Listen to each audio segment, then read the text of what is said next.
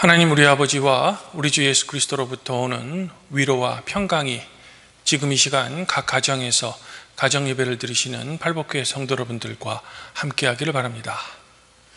성도 여러분, 지난주 마가복음 9장 38절부터 45절에서 예수님께서는 우리를 반대하지 않는 사람은 우리를 지지하는 사람입니다 라는 말씀으로 이 나와 남의 경계를 해체할 때 비로소 세상이 변화될 수 있음을 우리에게 가르쳐 주셨습니다. 그러시면서 자신의 이득을 위한 어떤 사회적 패거리를 만들기보다는 오히려 자신의 신앙을 늘 점검하고 깨어 있을 것을 더불어 요청하셨던 겁니다. 이러한 가르침은 당시 유대사회의 통념을 부수는 혁명적인 가르침이었던 거죠. 이런 예수님께서 오늘 복음서 말씀인 마가복음 10장 2절부터 16절에서도 기존의 유대사회의 통념을 부수는 혁명적인 또 다른 가르침을 우리에게 주시는 겁니다. 사실 오늘 말씀은 전통적으로 이 예수님께서 결혼제도의 신성함에 대해 가르쳐 주셨다고 해석되어 왔습니다.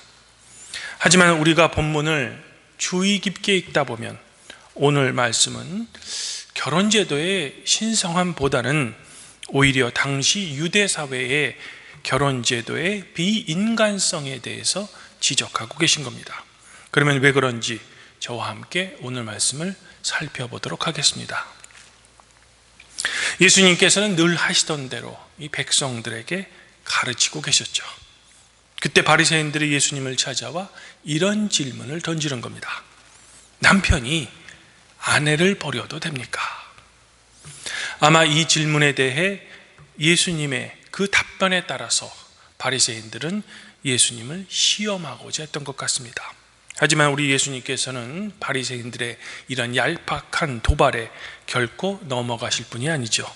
해서 예수님께서는 이들에게 이렇게 답변합니다. 모세가 여러분에게 어떻게 명했습니까? 그러자 바리새인들은 아주 전형적인 답변을 예수님께 드리죠. 모세는 이혼 증서를 써준 후 버리는 것을 허락했습니다 라고 말입니다. 이에 예수님께서는 기다렸다는 듯이 이렇게 답변하십니다. 모세는 여러분의 완고한 마음 때문에 여러분에게 이 계명을 써놓았습니다. 그러나 하나님께서는 창조 때부터 그들을 남자와 여자로 만드셨습니다.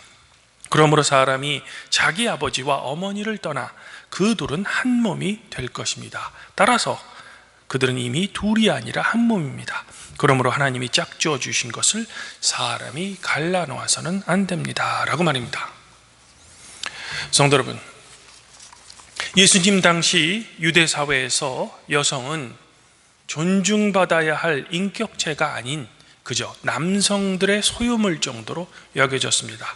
이런 이유로 이혼의 주도권은 여성이 아닌 남편에게 있었으며 남편들은 언제든 이혼하고 싶으면 여성의 의사와 상관없이 그저 이혼장 한 장만 써주면 쉽게 이혼할 수 있었습니다.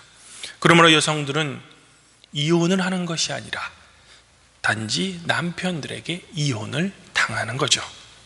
하지만 한 여성이 남편에게 이혼을 당한다는 것은 결코 남편에게만 버려지는 것이 아니라 사회적으로 완전히 소외되는 겁니다. 왜냐하면 이혼의 책임이 남편에게 있는 것이 아니라 여성에게 지워졌기 때문에 유대사회에서 이혼을 당한 여성은 사회에서 죄인 취급을 받았으며 제대로 된 사회생활과 경제생활을 할 수 없었던 겁니다. 이혼으로 인해 여성은 결코 회복할 수 없는 삶의 나락으로 떨어지는 것이죠. 예수님께서는 오늘 말씀에서 남성들에 의한 이런 사회적 불의를 현재 고발하고 계신 겁니다. 그러므로 예수님께서는 자기 아내를 버리고 다른 여자와 결혼하는 사람은 그를 상대로 간음하는 것이라고 과감하게 말씀하고 계신 겁니다. 예수님의 이런 말씀은 당시 사회상으로는 매우 혁명적인 발언이었던 겁니다. 물론 예수님께서는 이 말씀 직후에 아내 또한 남편을 버리고 다른 곳으로 시집가면 그 또한 간음을 행함이라고 지적하셨지만 이런 경우는 사실 당시 유대 사회는 매우 드문 경우였기 때문에 이 말씀은 앞에 남성들에 대한 충고에 대해 어느 정도 균형을 잡기 위해 예수님께서 덧붙였던 겁니다. 그러므로 예수님의 말씀의 방점은 바로 앞에 말에 있는 거죠. 그리고 이러한 여성의 대우는 사실 유별난 것도 아니고 특별한 것도 아니고 어쩌면 평등함의 회복이라는 관점에서는 당연할 수 있다는 겁니다. 우리는 오늘 구약 말씀으로 창세기 2장 18절부터 25절까지의 말씀을 함께 읽었습니다.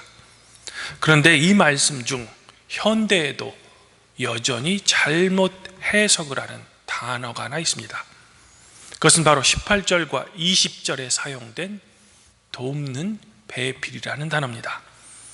영어 성경에도 이 단어를 헬퍼, 즉 돕는 사람이라고 해석되어 있는데 제가 보기에는 아주 큰 오해를 유발할 수 있는 그런 번역인 것 같습니다. 즉 이러한 번역은 남성 위주의 번역으로 여성을 그저 남성을 돕는 보조적인 존재 또는 남성에게 종속된 존재라는 잘못된 신학적 근거로 사용되어질 수 있다는 겁니다. 하긴 많은 경우 교회에서 이 말로 인해 여성의 역할은 그저 집안의 가장인 남편을 잘 보좌하시는 것이야말로 매우 성경적이며 또한 하나님이 바라시는 올바른 여성상이다라고 해석되어 왔습니다. 하지만 돕는 배필이라고 번역된 히브리어 에제르 크네 기도라는 단어의 원래 의미는 그런 뜻이 아닙니다. 즉 에제르 크네 기도는 돕는 배필이라기보다는 남성을 똑같이 마주보면서 함께 서 있는 동등된 존재라는 겁니다. 더욱이 창세기 1장 27절에서 하나님이 자기 형상, 곧 하나님의 형상대로 사람을 창조하시되 남자와 여자로 창조하시고의 말처럼 남성과 여성은 똑같은 하나님의 형상을 소유한, 서로를 마주한 하나님 앞에 동등된 존재라는 거죠. 더욱이 그 역할의 중요성은 하나님께서 사람이 혼자 사는 것이 좋지 아니하니 그를 위하여 돕는 배필을 지으리라고 말씀하신 후에 바로 여성을 창조하신 것이 아니라 아담이 생물의 이름을 지은 후에야 비로소 여성을 창조하신 것에서 우리는 어느 정도 유추할 수 있는 겁니다. 저의 지금 이 말이 무슨 말인가 하면 하나님께서는 들짐승과 공중의 새를 지으신 후에 아담이 이 동물을 무엇이라 부르나 보시기 위해 동물을 아담에게 데려가시죠. 그리고 아담은 각 생물에게 이름을 부여합니다. 하지만 아담이 동물에게 이름을 붙인 후에 하나님께서 좋아하셨다는 말이 없습니다. 즉 아담이 동물에게 이름을 부여한 후에 어떤 하나님의 가치 판단의 기록 없이 그저 앞서 계획하셨던 좋지 아니한 것, 즉 사람이 혼자 사는 것을 해결하기 위해 비로소 20절에야 돕는 배필을 지으셨다는 겁니다. 어쩌면 하나님께서는 아담이 단독적으로 동물에게 이름을 짓는 그 행동에서 사람이 홀로 있을 때 독단적인 결정을 할 수 있는 그 위험성을 어느 정도 아셨는지도 모르겠습니다. 즉 아담과 동등하게 마주봐서 그를 충고하는 존재가 있어야만 아담의 독단성과 위험성이 그 균형을 잡을 수 있게 되는 겁니다. 그런데 만일 그 돕는 배필이 아담에게 종속되어 있거나 아담보다 못한 존재라면 그 존재는 아담 혼자 결정하는 그 독단성에 대해 결코 균형을 잡을 수 없는 거죠. 그러므로 예수님 당시 남성에 의해 일방적으로 이혼을 당할 수밖에 없었던 여성은 그렇게 수동적으로 남성에게 폭력을 당해야만 하는 그런 존재가 아니라 남성을 마주보고 있는, 그리고 하나님 앞에서 존중받아야 할 동등한 존재라는 겁니다. 그리고 이런 여성의 한 인간으로서의 평등과 동등됨은 오늘 말씀의 후반절인 13절과 16절에 어린 이들을 내게 오도록 그대로 두십시오, 그들을 가로막지 마십시오. 사실 하나님의 나라는 이런 이들의 것입니다 라는 주님의 말씀에서 이제 여성에서 어린아이까지 확장되고 있는 겁니다. 당시 유대 사회에서는 앞선 여성처럼 어린아이들도 사회적 약자였죠. 하지만 어린아이도 성인 남성들에게 그런 대우를 받을 존재가 아니라는 겁니다. 어린아이들도 하나님 앞에서는 당시 남성과 동등된 존재라는 겁니다. 이런 이유로 이미 예수님께서는 마가복음 9장에서 우리 중 과연 누가 더 높은 사람인가를 두고 싸우고 있는 이 제자들이 서로 싸울 때 내 이름으로 이런 어린아이 가운데 하나를 받아들이는 사람은 나를 받아들이는 것이며 나를 받아들이는 사람은 나를 보내시니 즉 하나님을 영접하는 사람이라고 말씀하셨던 겁니다.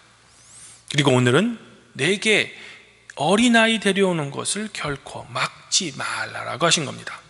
특별히 예수님께서 어린아이를 데려오는 것을 막았던 당신의 제자들에게 화를 내신 것에서 우리는 이런 점을 더 분명히 알 수 있는 겁니다.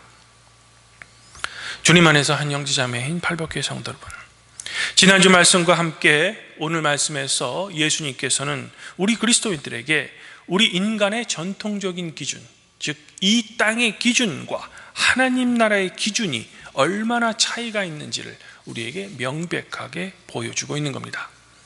우리 인간 사회에서는 늘 사회적 기준이 힘 있는 사람들, 돈 많은 사람들, 권력자들에게 있습니다.